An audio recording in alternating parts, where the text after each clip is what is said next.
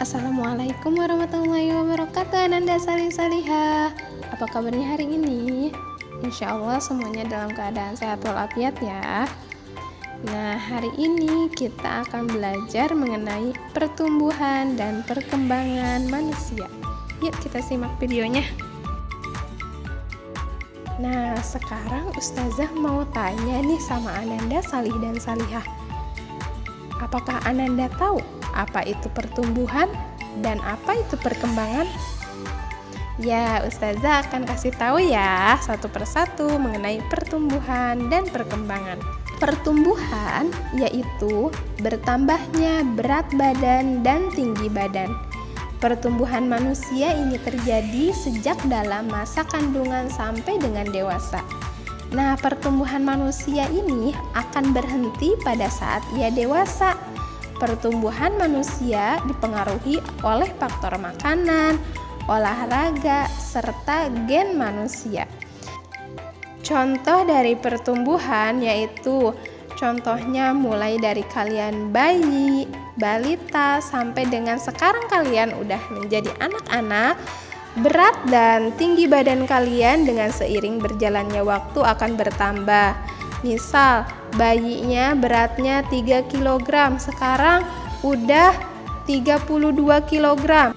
Contoh lain yaitu mengenai tinggi badan. Misalnya pas kalian bayi, kalian hanya berukuran 35 cm atau 40 cm. Kemudian seiring berjalannya waktu dan bertambahnya usia kalian, sehingga kalian tinggi badannya bertambah ya.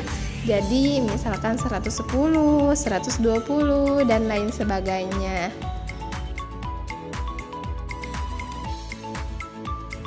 Nah, sekarang kita akan lanjut ke perkembangan.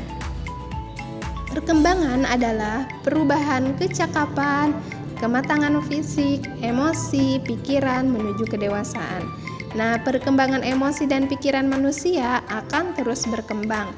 Contoh dari perkembangan manusia, contohnya pada saat kita masih bayi, kita masih digendong sama orang tua. Tetapi seiring berjalannya waktu, kita bisa merangkak, mampu berjalan, berlari, dan lain-lain.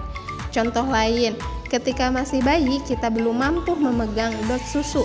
Seiring berjalannya waktu, kita bisa memegang serta melakukan sesuatu dengan sendiri, bisa makan serta minum sendiri tanpa bantuan orang lain. Nah, kemudian contohnya saat bayi kita tidak bisa mengucapkan apapun, kita hanya bisa menangis, dan menangis. Seiring berjalannya waktu, kita bisa mengucapkan kata, kita bisa mengetahui huruf, kita bisa berhitung, melakukan perjumlahan, perkalian, dan masih banyak lagi yang lainnya. Nah, sekarang kita masuk ke fase pertumbuhan dan perkembangan manusia. Nah, manusia ini terbagi memiliki beberapa fase. Yang pertama yaitu fase bayi. Fase bayi ini rentan usianya mulai dari 0 sampai 2 tahun. Kemudian setelah bayi ada fase kanak-kanak atau balita. Nah, fase kanak-kanak atau balita ini rentan usianya mulai dari 2 sampai 5 tahun. Kemudian ada fase anak-anak. Nah, fase anak-anak ini rentan usianya mulai dari 6 sampai 10 tahun. Setelah fase anak-anak ada fase remaja. Fase remaja untuk perempuan dan laki-laki itu berbeda ya. Untuk fase remaja perempuan rentan usianya dari 11 sampai 18 tahun. Kemudian untuk fase remaja laki-laki rentan usianya mulai dari 11 sampai 20 tahun. Kemudian ada lagi fase dewasa. Nah, dalam fase dewasa ini rentan usianya 20 sampai 40 tahun. Dan yang terakhir yaitu ada fase lansia.